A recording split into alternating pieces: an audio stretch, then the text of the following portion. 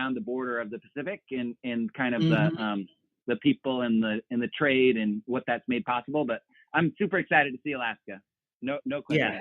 And Yeah. I'm I am sad too. to get to get off in Anchorage and Seward and other places. So that's great. Yeah, and that's one of the places that Edwin says throughout a lot of his travels. Alaska is one of the most beautiful places he's ever been. So I'm really looking forward to that and hoping to do a lot of outdoorsy type things while we're there. Me Going to too. some of those lakes. I would love to actually go salmon fishing. I'm not sure that I'll get a chance to do that, but we usually try to deep sea fish or do some kind of fishing in destinations when we go. And of Oh, course, the cool. I want to salmon. do that. Do I you? love salmon. That's my I favorite do. food. Okay. All right, then we're gonna have some salmon, and the other thing, we have to get some crab legs, some king Okay. crab while we're Deal. there. Yeah. I am so down for that. I'm going to take another really quick break. This is Karen Duncan, your bucket list buster. I'll talk to you in a second.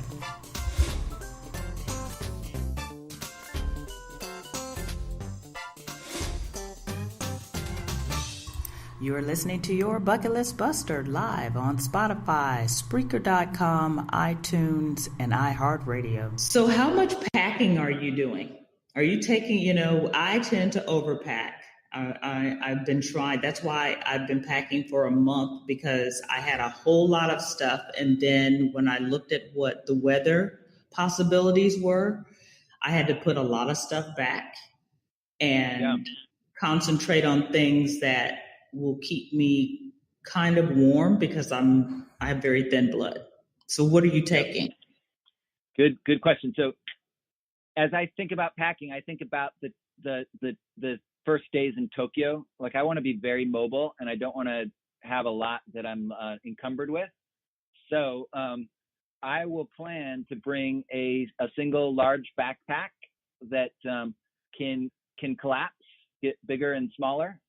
It's a backpack that I've used in all my big major journeys, and it definitely holds up. It's an old Army surplus pack that is very efficient and quite sturdy, and with really good high quality zippers and all that kind of thing. But I am packing warm clothing and a number of layers and all that. I won't bring a lot of pairs of shoes.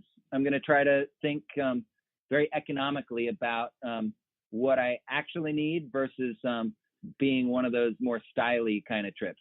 I have traveled with suitcases before and shown up in Stockholm or in Berlin or in Maputo in Mozambique, or different places where I've traveled where I've had the luxury of having lots of change of clothes. But this time I might try to go halfway and have a few changes of clothes, so I'm not having to wash clothes all the time. But no, I am definitely going to try to be very economical. Okay. Well, just so you know, it's currently 38 degrees in Juneau, Alaska. Yep, that's cold. And it's 65 in Tokyo, and it's almost 2:00 in the morning there. So that, that's the coldest. So it'll probably be very decent weather in the Tokyo, Yokohama area. Yep. But and Alaska, cold when you get to Alaska. Yeah. Yep. Alaska is a bit cold. So I still have a lot of my old snow camping gear, even though I live in Miami, and some of it folds up real tight and small. And so I'll plan on bringing some of those layers that can keep me real warm. But they're often the most basic thing, like a fleece or a wool inner lining. But if you have those, I wouldn't go overboard and pack all these thick layers, because you actually can stay really warm with a very thin down, with a wool inner layer and a fleece. And so all that bulk that we often think we need to have ends up just being a lot of bulk and excess that you don't really need to have. But so anyhow, it does require some thoughtful packing to go to cold areas. And being spoiled by the sun here in Miami and in the Caribbean, I'm sure I'm going to be forgetting some things, but I'm trying hard to cross off my T's and dot my I's and make sure I don't. Well, you know, the funny thing with us is we've never traveled long enough to have to wash. So that's even going to be a new experience for us. Is I was, you know, is taking. I just saw where we could take some small laundry powder packets so that we could do our laundry while we're traveling. I mean, this is a totally different experience for us. Yeah. So on that note, you know, the easiest thing is to take your shirt. If you're traveling intrepid and super budget and wanting to be very mobile, if you have just a few shirts, like 3 shirts and a pair of pants and a pair of shorts, you can always take a shower with your shirt and just shampoo it and then dry it, and it gets as clean as you get with the shampoo, and it's and you're ready to go, and you can keep rolling. But it's quite easy to just have a few things and keep cleaning them and keep going. Sort of like a hobo's life. Wow. But a clean hobo is what you want to be. There are clean hobos out there. There are clean hobos. You heard it straight from David's mouth. There are clean hobos out there. And taking a shower in my shirt has not been on my bucket list, but so I would possibly try that. Just to clarify, you don't need to wear the shirt when you're taking the shower. You can put it on the ground, and you can use your feet conveniently. And generally, you're not in nearly as much of a hurry as you are in your regular life, but you can use your feet and scrub the shirt with the shampoo with your hands or with your feet or whatever, and then just hang it to dry like you would a towel, and you're good to go. That's good. That is so good. So what other hints do you have for us? Because we're about to wrap this interview up, and it's been really fun. And some of the other questions I had for you, you've already answered it, like other new destinations you've been and what you look for in a new destination.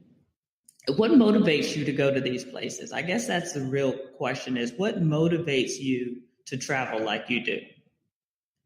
Good question. So, you know, many of the places that I've gone to that are the furthest out, I actually went while I was a New York City public high school teacher, and I was taking my students on a deeply immersive field trip. So we went to southern India to study globalization, or we studied the Cold War where it was hot, and we went to Maputo in Mozambique, the longest civil war of the Cold War.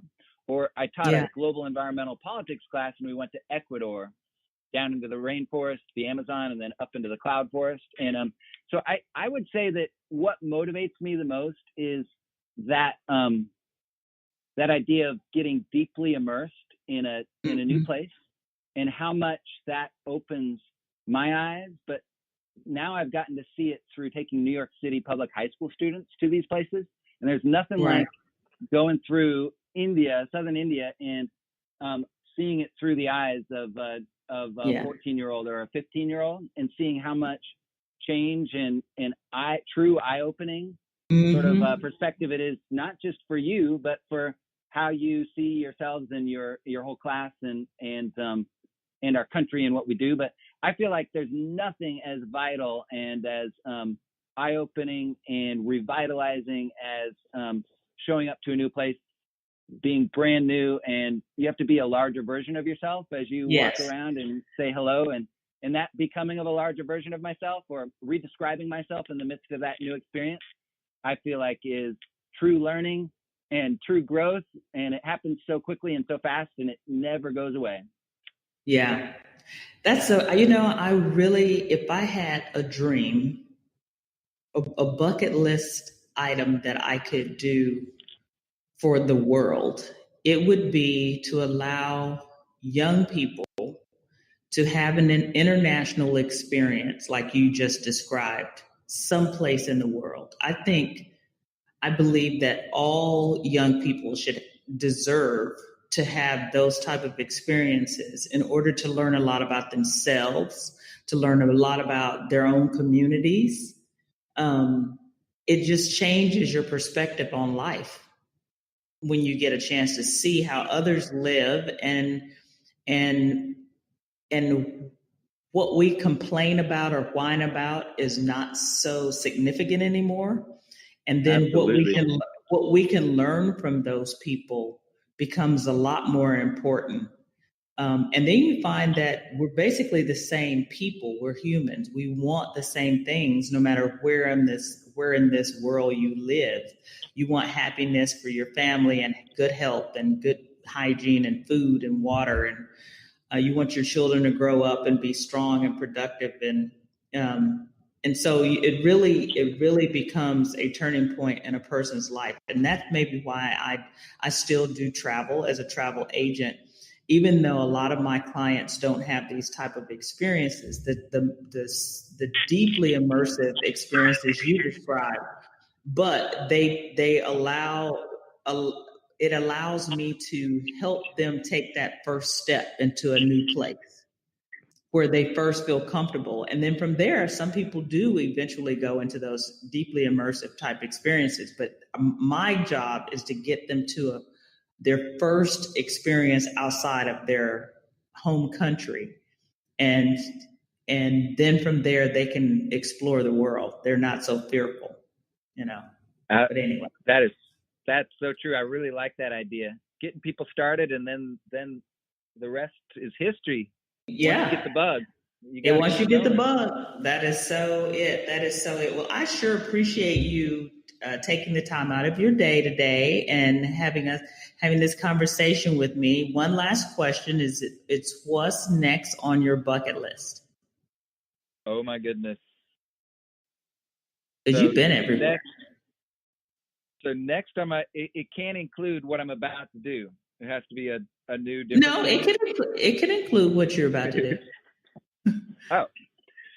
Okay, well, I'm gonna say that on my bucket list, it is to go deep into this traditional bathhouse and get soaked and scrubbed and all the things that they do, but just to totally surrender and all the scents and the air and the whatever is all the things that I'm going to experience with a day at a bathhouse. I've done a Korean bathhouse in New York City out in Queens, and it was super fun. And I got a very, very deep massage on my feet that made me kind of scream because it was so painful. But I did find that to be so exhilarating, and there's nothing like a good deep massage of your feet to set you on a new path, because you're walking out that door and so much lighter and better. And anyhow, I'm very excited to have that kind of deeply immersive soak, scrub, and whatever else is entailed in the traditional Japanese bathhouse experience. You'll be all shiny when I see you. Yep. Shiny. You'll be all shiny. That's good. Well, thanks, David, again, like I said, for joining me. And the audience will get to travel along with us in some form or fashion while we go on this new adventure together. It'll be fun for us to be able to spend some bonding time on this ship. Absolutely. I am so looking forward to it. I am too. Well, thanks. And this is Karen Duncan, your bucket list buster, and I will be back in a minute.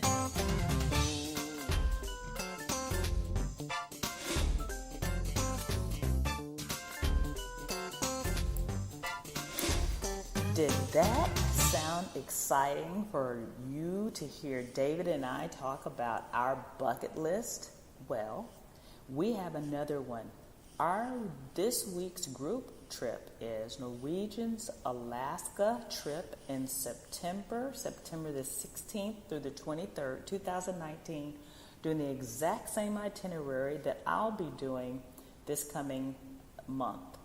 Seaward, Alaska, cruise on the Hubbard Glaciers, Icy Strait Point, Alaska, Juneau, Alaska, sailing the Sawyer Glaciers, Skagway, Ketchikan, navigation through the Interior Passage, and ending up in Vancouver, British Columbia. If you would like to see us on this next phase of this trip in September, join us. An Ocean View cabin is $1,778, $67 per person, And a balcony is $2,318.67 per person. And with that, you get